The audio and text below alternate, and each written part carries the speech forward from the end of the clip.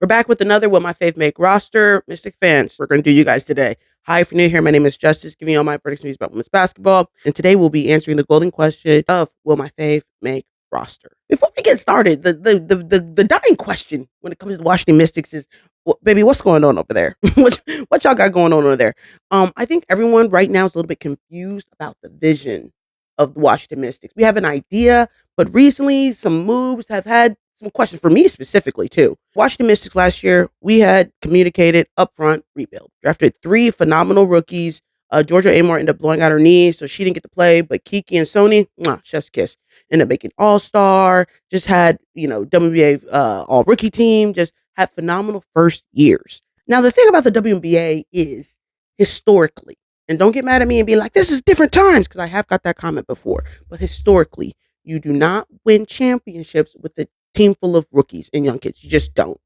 And the thing about a rebuild is a lot of people don't want to go through a rebuild or say they want to go through a rebuild, but they don't want to do what a rebuilding takes, and that is be patient. It takes time because you have to let your pieces develop. And a lot of people don't have the patience for that to happen. So a lot of people start a rebuild, but they just don't finish it out. So the Washington Mystics was in a good space. The thought process from fans, I think, was just, we're going to add in some solid vets, continue to let our rookies develop, draft some good rookies in this upcoming draft class, because they did have some good positioning in terms of picks, and we'll keep it pushing. Yeah, that's not what happened. Washington Mystics end up firing their GM like 2 days before free agency opened up. They said they fired her due to a difference of strategic approach or something along those lines. If they were committed to the young kids before, baby, they doubled down. They doubled down, and you'll see that in the moves that they made at the draft, and honestly, kind of what their training camp looks like. So first, let's talk about who's coming to camp. So the Mystics only have 2 players who are on protected contracts. Shakira Austin tried to chuck deuces and get up out here and go to the Toronto Tempo. She was a restricted free agent, and the Washington Mystics end up matching that qualifying offer, and she's stuck in Washington for this upcoming season. They also picked up Michaela in free agency. So there's only 2 players coming back that are on protected contracts. And the crazy thing about this, like when we talk about like the young kids, these are their vets. And the crazy thing is, these aren't even old. Shakira's in her 4th year and Michaela's in 5. And then on our rookie scale contracts, we're going to have Georgia, we're going to have Lucy, Sony, and then Kiki. So going into draft night, the Washington Mystics had 6 picks. Personally, I thought there's no way they're going to keep all 6 picks. There's not. They're going to try to trade something because they need some vets. They need some older kids, right? Because if they plan on winning this season, I understand continue the tank, continue the rebuild. But if you want to win some games and things of that nature, to be competitive, they got to put some older kids in. I was wrong. I was wrong. They kept all their picks, guys. They kept every single one of them picks and used them. So starting off, they had the 4th pick and the 9th pick. With the 4th and 9th pick, they selected Lauren and Angela from UCLA. And then with the 11th pick, they selected Cody McMahon from Ole Miss. Then we jumped to the 2nd round, and with the number 19th pick, they're going to select Cassandra Prosper. With the 30th pick, they're going to select Dariana Little Page Bugs. And then with the 34th pick, they're going to select Rory Harmon. So let's talk about training camp contracts. They've only given out 6 training camp contracts. As for the rookies that they extended training camp contracts to, Nyla Harris from North Carolina got a training camp contract. Kristen Uwala, sorry if I mispronounced her last name, she also got a training camp contract. Then also Madison Scott. Now, Madison played with the Mystics. They picked her up last season. She finished out the season with them. So they gave her a training camp contract because obviously they liked what she brought to the table last season. And then in the last 3 people coming to training camp on training camp contracts is going to be Maya Hollingshed, Alex Wilson, and then Kamaria McDaniel. So next, let's just look at the numbers. Now, personally, I still think that the Washington Mystics will be making some trade. I just don't see the vision with all the young kids, personally. But let's just say hypothetically, they don't. This is what I envision that their final roster will look like. Of course, Shakira and Michaela will be on final roster. No ifs and buts about it. Then, of course, Sony, Kiki, and Georgia will also be on final roster. Georgia is coming back from ACL tear, but she will be the starting point guard. And so that's going to bring us to 5. Then I'm going to go to draft night.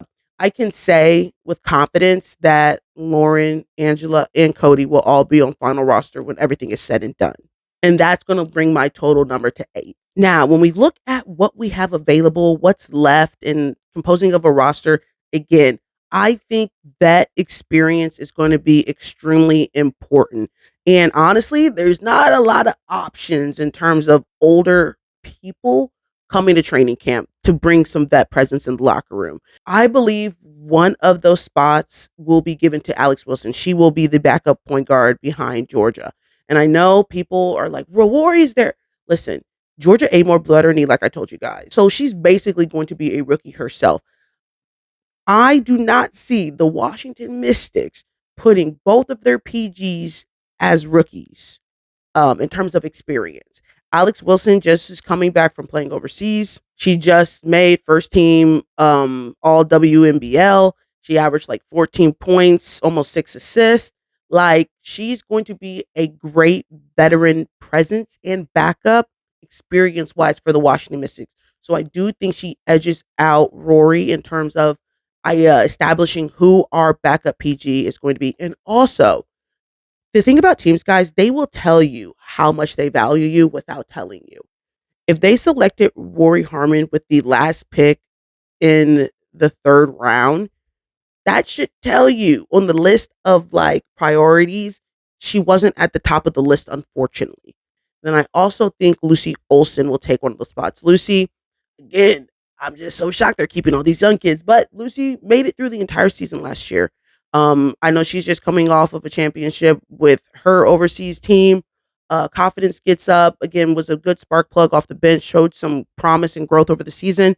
I think one of those spots will be going to Lucy as well. So that's going to bring our number to 10. So if we have to break it up like we have been for the past, well, my favorite rosters for our guards right outside of the door is going to be Lucy and Alex, in my opinion, as in they have the strongest possibility of making that final roster. In the front yard, I'm going to go ahead and throw Kamaria in that category. And then uphill battle is going to be Rory. But I do think Rory is a good prospect for one of those developmental spots. So now we jump to our post players. And this is a tough camp for post players because it's so deep. But I do think if we're talking about our little formula outside of the door is going to be Madison Scott. Just because Madison, again, like I said in the beginning, was with them last season. They brought her back. In the front yard is going to be Maya. Again, we're looking for a little bit of experience. So many young kids. Now, as far as uphill battle, our rookies, Nyla and Kristen, training camp contracts, rookies, again, deep field within the forward position. We already have so many young kids. Adding in two more it's going to be very challenging. So I would say they have an uphill battle. Potentially, I think, obviously, our options for that development spot, but I think Cassandra edges everybody out and she'll end up getting one of those development spots for sure. She was a second rounder. Again, I think people say the quiet part out loud about prioritization. So prioritizing her and drafting her in the second round says a lot. So I think they capitalized on that by offering her a development spot. Right now, I think two development spots, if I had to give them out just off of no one's played, Dariana and Cassandra. The only thing is giving two development spots to two post players is the only thing that I'm questioning about them doing, just because they drafted Lauren, Angela, and Cody, who are all post players. So they're not running low on post players in the Washington Mystics camp. So that's why I think Rory has a good chance at one of those development spots. So ultimately, what is the Washington Mystics doing this season? I don't know. I don't know. It is so hard to win with so many young kids. You do need vets. So hey, if this is what the Washington Mystics vision is, and this is what we're doubling down, and this is what we're going to do, then so be it. Good luck to them. I have no problem swallowing my words if they somehow are able to do something with more power to them. I just historically, we have never seen it before, but there's a first time for everything.